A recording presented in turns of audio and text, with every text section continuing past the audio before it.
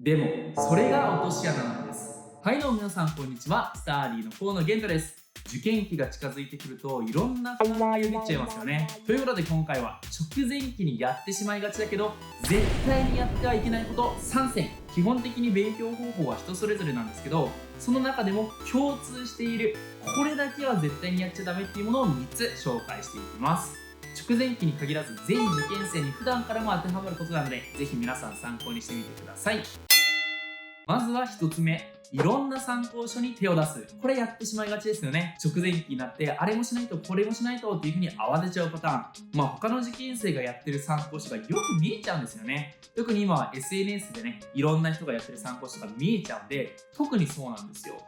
でもそれが落とし穴なんです。受験ではちゃんと理解してる知識しか使えないので、消化不良の知識をいくらね貯めても意味ないんですよ。まずはこの参考書って決めたものをきちんと仕上げることが重要なんですね。効率の面から言っても全く新しい参考書を一から仕上げるのってかなり時間かかるんですよね。一方で一周したことのある参考書をもう一周するのは半分以下で、もう一周さらにするのは3分の1以下と、どんどん復習時間が短くなっていくとすると、1回やった参考書を復習する方が効率はいいんですよ。とはいえ既存の参考書で勉強がある程度終わっていて、このままだとちょっとハイレベルめの演習が足りていないなーっていう方がねいると思います。そういう方は本当に足りないのか見極められさえすれば、別の参考書に手を広げるのもありです。その時の注意点としては、やっぱり一からね参考書を仕上げるのは時間かかってしまうので、本当に必要そうなところだけつまみ食いするということです。結局ほとんどの場合は今ある参考書だけで足りるので、しっか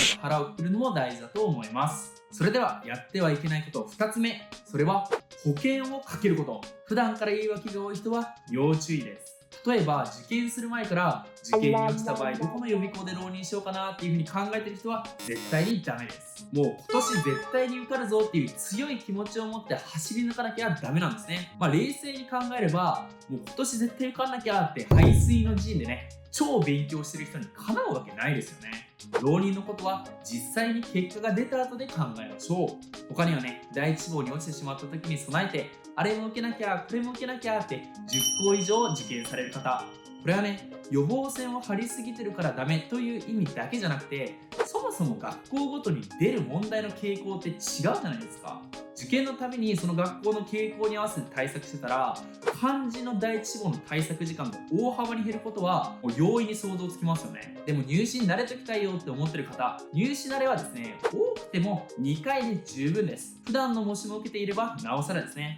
とはいえ浪人が絶対できないとかね、行きたい学部が絶対あって落ちたら人生が変わってくるとか、そういう理由でねたくさん受けなきゃいけないよっていう方もいると思います。そういう方はね、全大学の傾向に合わせてまんべんなく勉強するというよりかは、第一志望優先でしっかりとメリハリつけて勉強してもらえたらいいなと思います。それでは最後、これがね一番やっちゃいけないんですけど、自分を信じれないこと。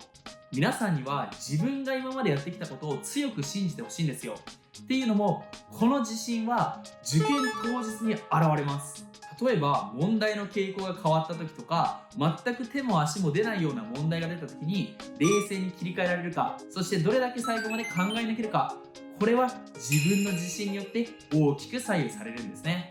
受験当日まで頑張り抜けるのもいろんな人の支えがあってのことなので、みんなのね思いも背負って最後まで諦めずに自信を持って頑張ってもらえたらいいなと思います。これからも皆さんをサポートできるような動画たくさん出していこうと思うので、ぜひチャンネル登録、高評価、そしてこういう動画撮ってほしいよっていうのをコメントに残してもらえると嬉しいです。ということでまた次回の動画でお会いしましょう。